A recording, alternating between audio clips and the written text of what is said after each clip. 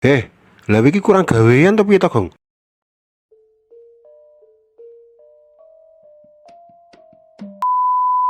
Lah ngiwak ning jero akuarium kok mok suwat-suwiti koyo manuk ae.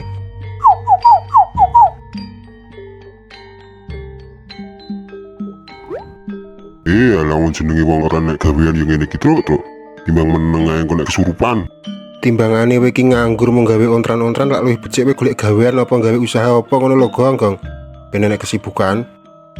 Alah, gayamu. Omonganmu kayak wong bener ae, Truk. Apa rumangsamu gak ngeluh apa piye dadi aku? Urip kaya lato-lato ngene iki. Wong kandhani kok. Aku ki lho mung nyampekno dawuhe Bapak Semar kaya sing tak omongno kuwi mau. Kok kaya lato-lato piye to maksude? Piye gak kaya lato-lato?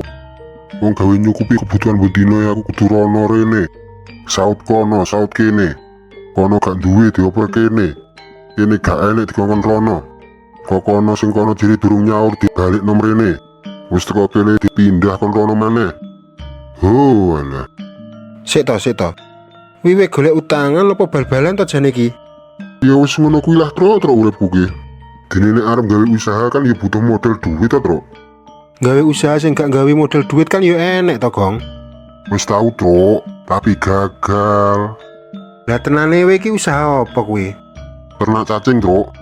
Terus Cacinge kriminal kabeh kok podoan. cacing kok kriminal piye to, Gong?